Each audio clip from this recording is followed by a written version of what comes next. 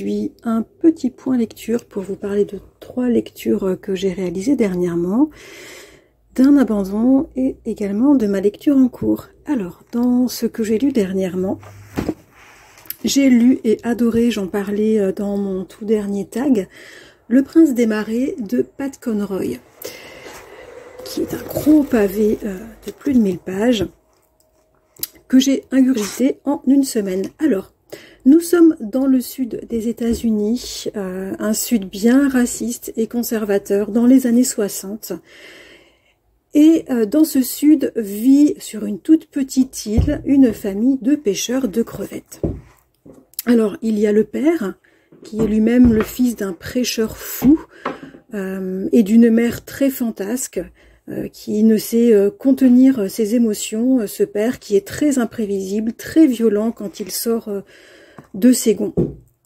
Il y a également la mère, qui est à la base une femme qui vivait à la campagne, qui en est honteuse et qui a une ambition démesurée et qui ne vit que par le souci du qu'en dira-t-on, et tout cela guide tous ses actes. Alors dans ce contexte de parents assez spéciaux, vont grandir leurs 3 enfants, qui sont les 3 héros du récit, 3 personnages très soudés dont on va découvrir la psychologie et les parcours de vie par un jeu extrêmement bien mené d'aller-retour passé-présent.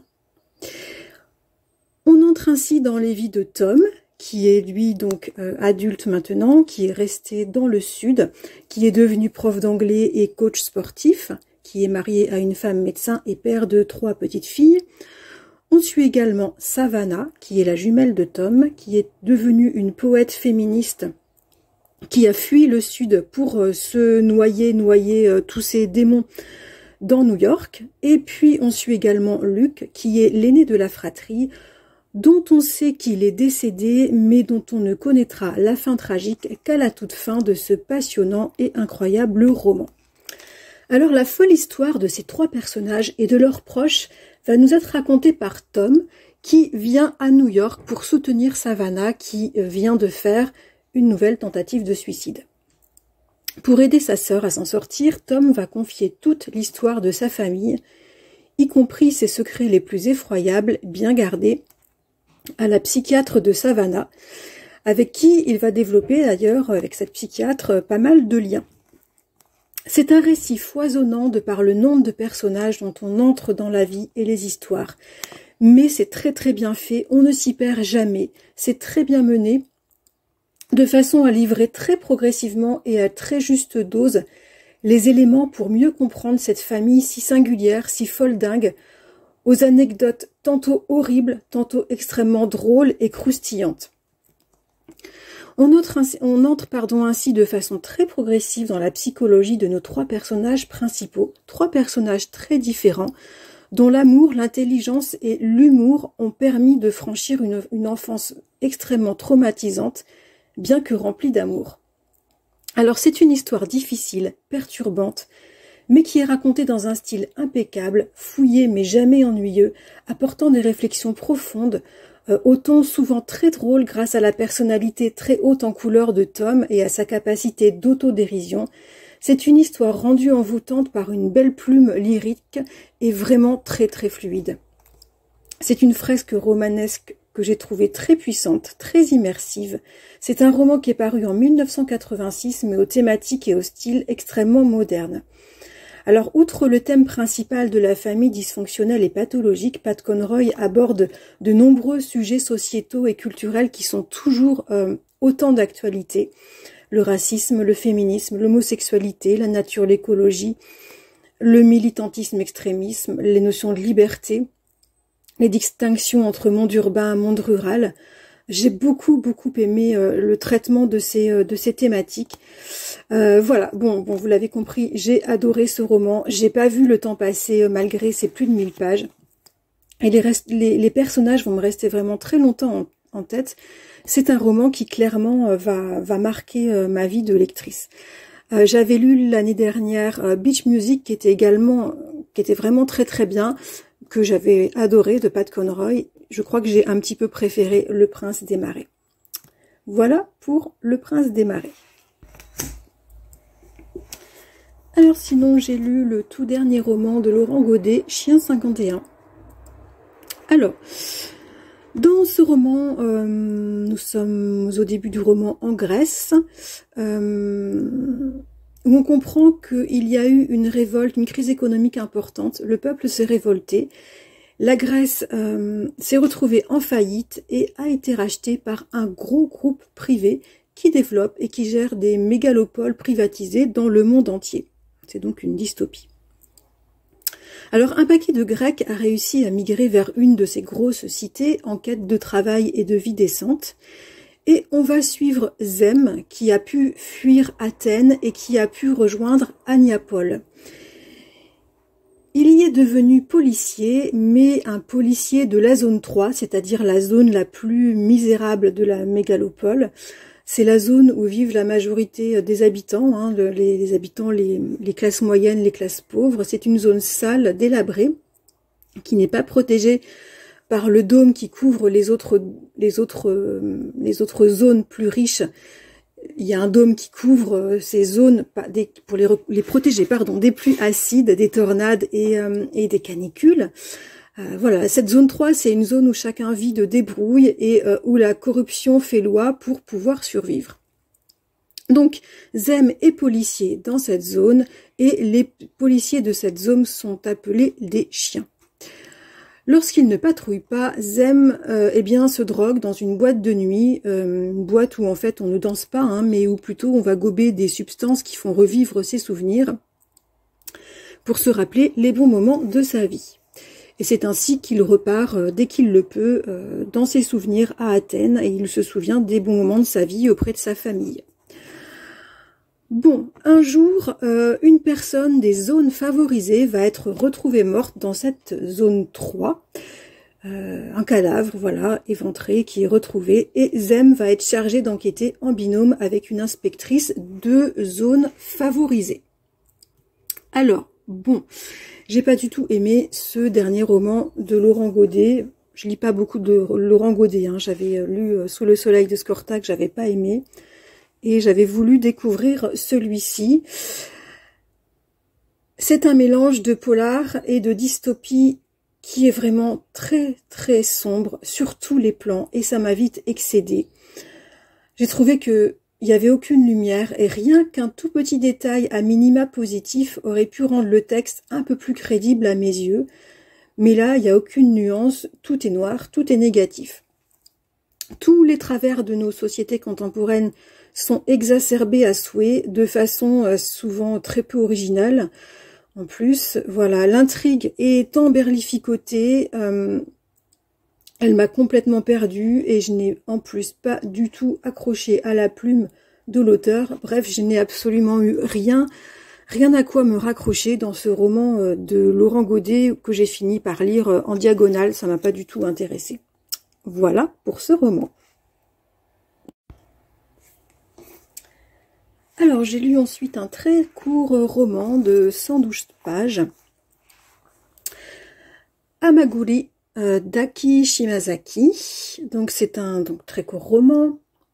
C'est le second tome de la série Le poids des secrets de l'auteur francophone, donc Aki Shimazaki. Elle écrit en français, elle est d'origine japonaise, mais elle vit au Québec depuis plus de 20 ans.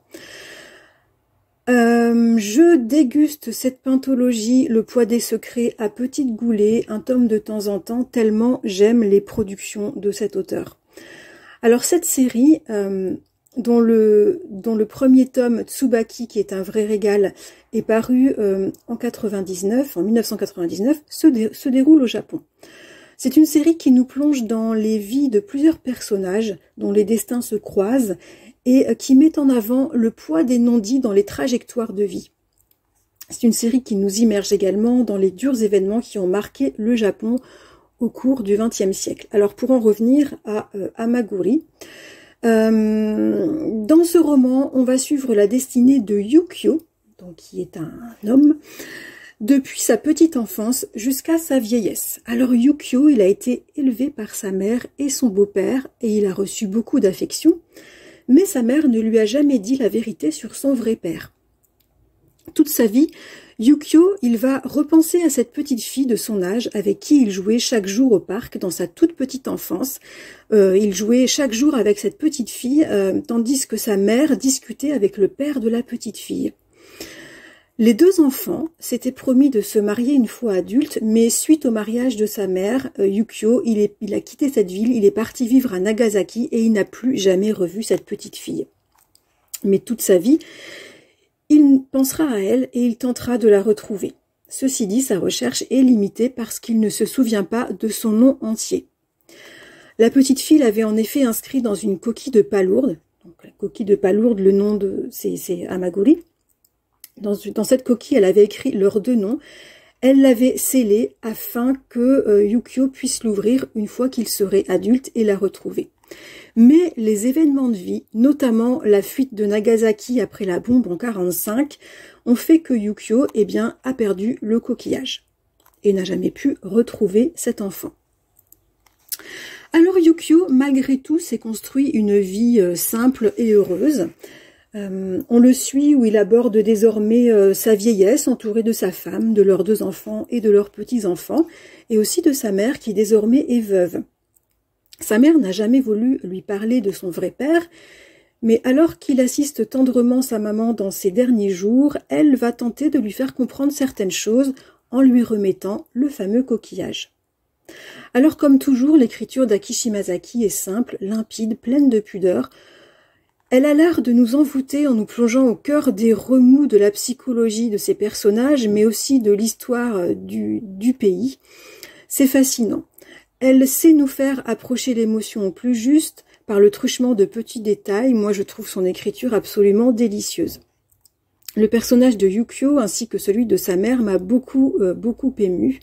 J'ai hâte de lire le tome suivant et j'aimerais beaucoup qu'il soit consacré à sa maman parce qu'on a vraiment envie d'en savoir plus sur la vie de cette femme.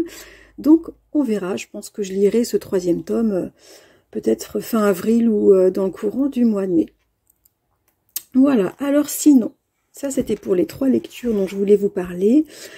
Sinon, j'ai eu un abandon de lecture très récemment. J'ai abandonné le dernier roman de Zoya Pirzad, On s'y fera. Alors son dernier roman, c'est un roman qui est paru en 2006 en Iran et édité par Actes Sud tout dernièrement, en 2023. Donc c'est pas récent. Alors, On s'y fera, c'est l'histoire d'une femme célibataire qui tient à Téhéran une agence immobilière et qui doit gérer les excentricités de sa mère et la crise d'adolescence de sa fille qui veut absolument aller vivre en France. Alors, les personnages féminins hystériques ou névrosés ou immatures m'ont fortement agacée. Leurs petites histoires ne m'intéressaient pas du tout. En plus, l'écriture est truffée de plein de minuscules détails qui n'apportent absolument rien au récit, qui me perdait complètement. En plus, j'étais perdue sur les noms. J'avais beaucoup de mal à me positionner, à savoir qui était qui à beaucoup de personnages. En fait, c'est assez rare que ça me fasse ça en lecture, mais il fallait que je lise assez souvent les phrases plusieurs fois pour bien recontextualiser. Donc ça, non, c'est une torture, donc stop. Voilà, j'ai arrêté la lecture de ce roman. Alors, de l'auteur Zoya Pirzad, je recommande vraiment ses nouvelles qui sont délicieuses, notamment Le goût âpre des kakis, mais pas forcément ce roman. Bon, voilà. Et sinon, en lecture en cours, je suis en train de lire un roman policier d'un auteur japonais, Keigo Higashina. Et c'est chouette. En fait, j'ai fait une petite virée à la librairie japonaise que j'adore le week-end dernier et j'ai craqué pour ce roman. J'aime beaucoup la perspicacité, les méthodes de cet inspecteur que l'on suit, Kaga Kiyoshiro. On se balade avec lui dans le quartier du vieux Tokyo et parmi ses habitants qu'il va interviewer puisque une femme a été assassinée dans ce quartier. J'aime beaucoup l'écriture, l'intrigue a l'air très très bien ficelée et je suis contente de relire un peu de policier qui en plus se passe au Japon. Et j'aime beaucoup la couverture. On se croirait la nuit dans une petite rue de restaurant à Tokyo. Super belle. Voilà pour ce petit point lecture du 17 avril. N'hésitez pas à me dire si vous avez lu ces romans, ce que vous en avez pensé, ou tout simplement ce que vous êtes en train de lire. C'est toujours un plaisir d'échanger avec vous et je vous dis à très bientôt.